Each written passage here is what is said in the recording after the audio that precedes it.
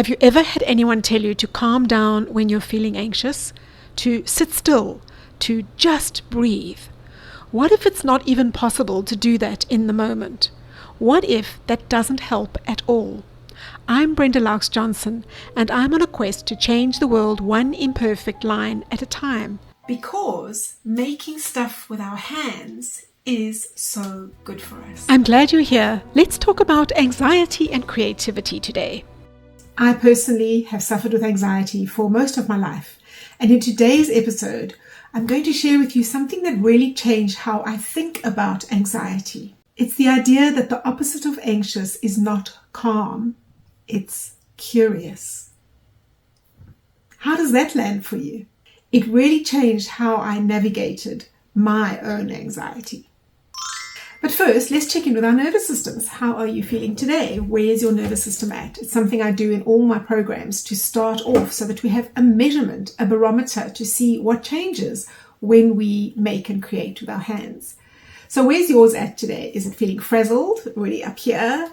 Is it feeling calm? Or is it somewhere in between? Always good to notice. My nervous system this week is feeling kind of just below frazzled, just a little above the middle, but in a good way. It's like an excited nervousness. And what it's been asking for this week is activity.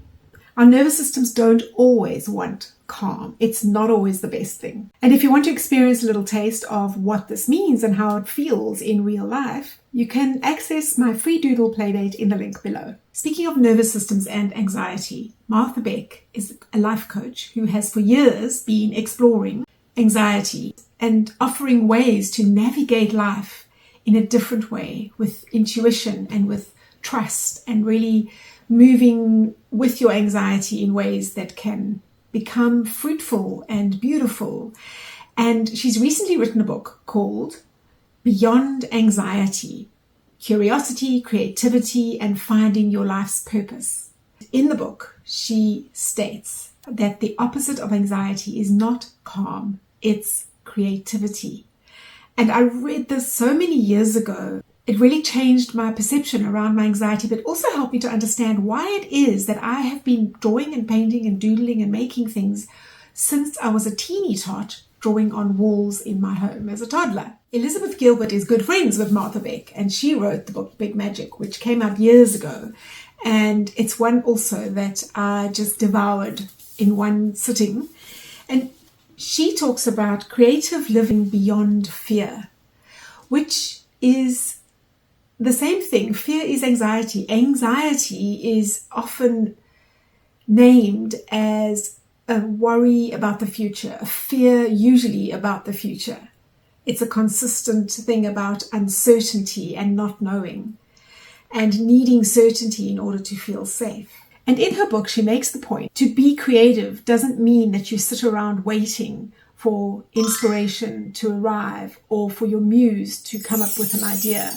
It's in the doing and the making, the practice of it, that we get the benefits. And she's a writer, so for her, it was sitting down at her desk and writing every single day, whether she felt like it or not, so that she could reap the benefits of not just moving forward on a book she was writing, but also to get the inspiration and to bring her anxious mind into the present moment. And this is the whole point I want to make today. It's not really about the drawing at all. It's the making itself, the actual doing, that settles the anxious mind, because it means that you have to tolerate not knowing how it's going to turn out. Because even if you plan for an ending or an outcome, the way you get there and the way it ends up will not be how you imagined it to be. And that's the joy of a creative practice. If you don't know where it's going to end up, you get to build this muscle of tolerance for uncertainty. And you saw this in action in episode 2 when we looked at the Doodle Playdate that I was facilitating in person. Although the playdate was called Doodle Yourself Calm, it's not where we began. And I explained that the nervous system often needs stimulation and activity before it gets to the place of calm. Watch what actually happened. We started with frantic scribbling, 30-second timed prompts, people moving seats and laughing and absolutely not sitting still. And it was that, the play, the pace, the not knowing where you'd end up or what you'd end up with, that took a room of nervous strangers into the present moment. Nobody got there by trying to be calm. They got there by staying curious. And curiosity is the magic medicine. There's a question that I give people to use in my flow drawing adventures and the flow drawing practice. When they get stuck, I don't say, be calm, wait for inspiration to arise. What I say is, ask the question, what if? What if I used a different color? What if I turned the page upside down? What if I moved past the place where I thought it is finished? And that opens up the channel again for creativity to flow.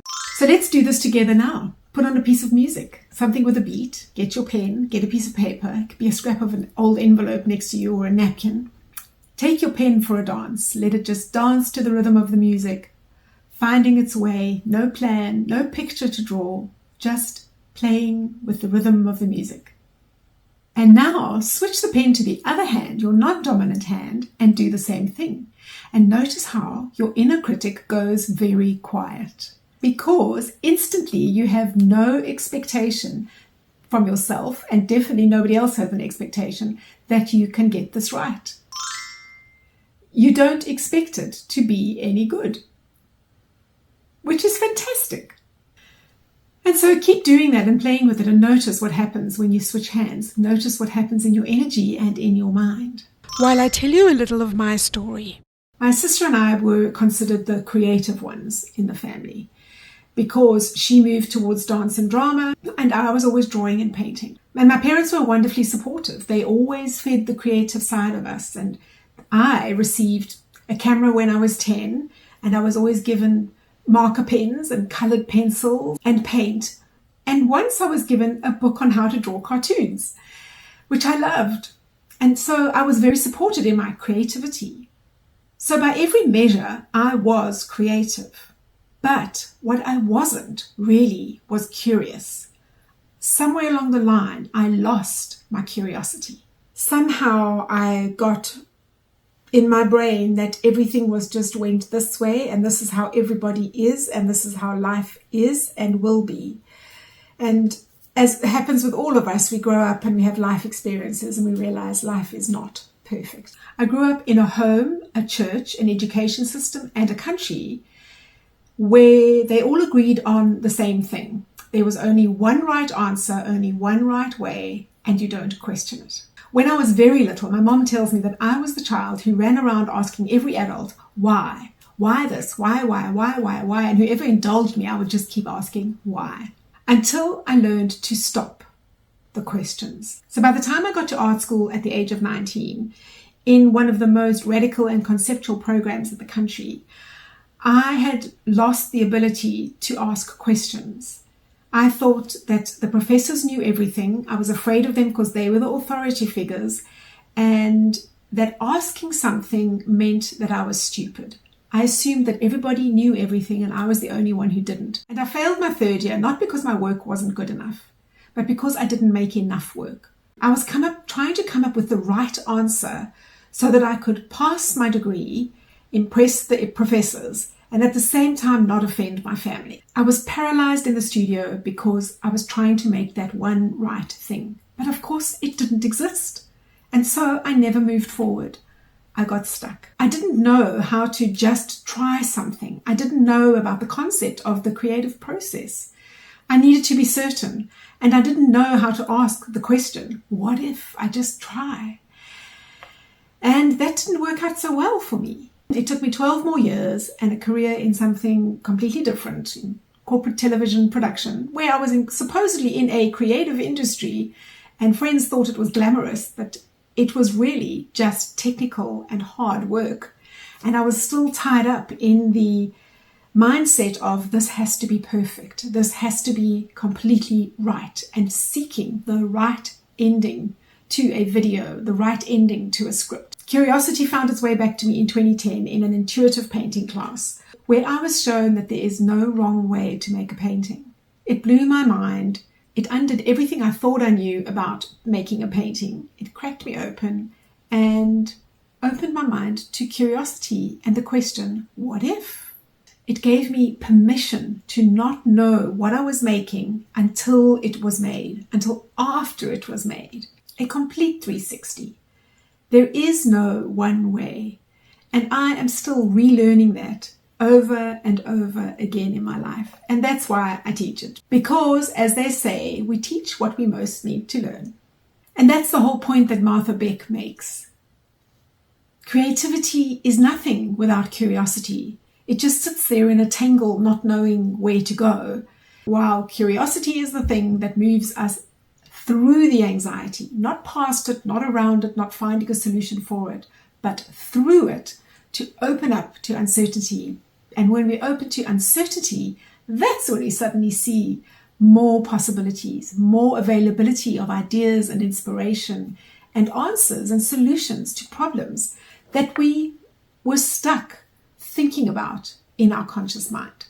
I find this so fascinating. Martha Beck's conclusion is really straightforward and clear. Creativity is medicine for the anxious mind.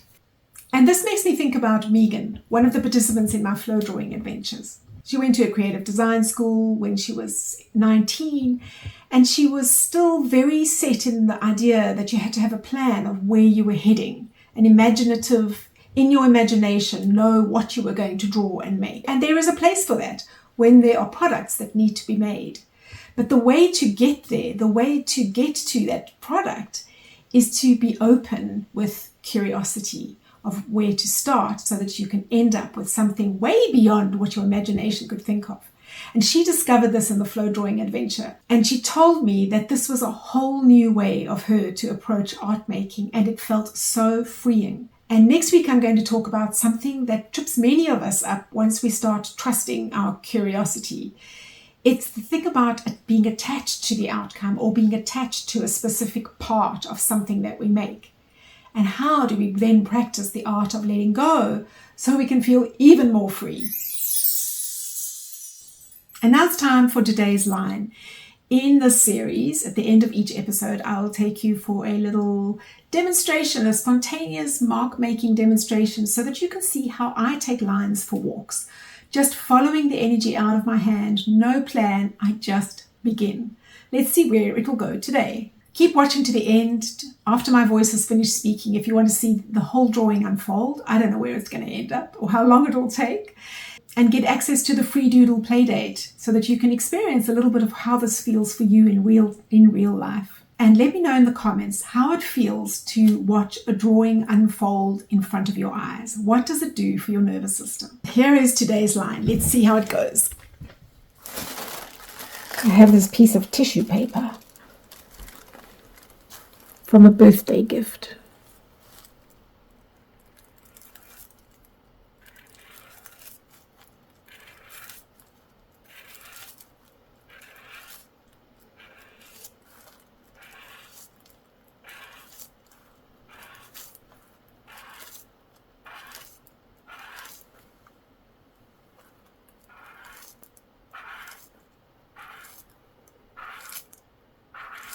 Seems I'm making literal lines today.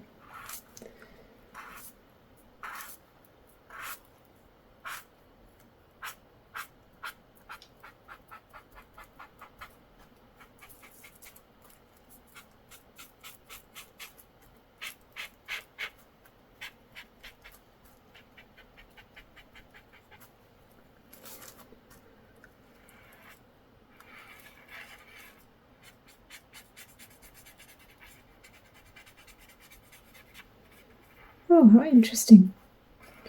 And you colour in on the tissue paper.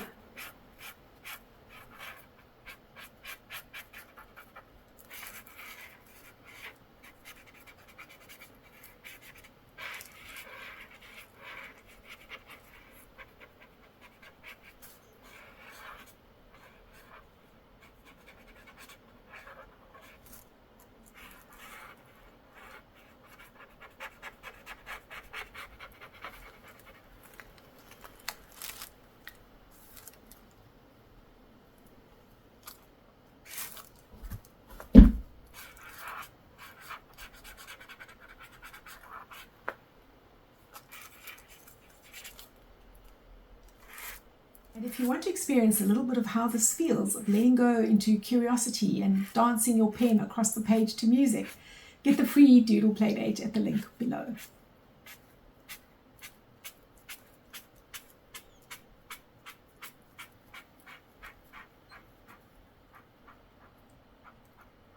I will see you next Wednesday, and in the meantime, go and take an imperfect lion for a walk so that we can make the world a better place. Bye for now.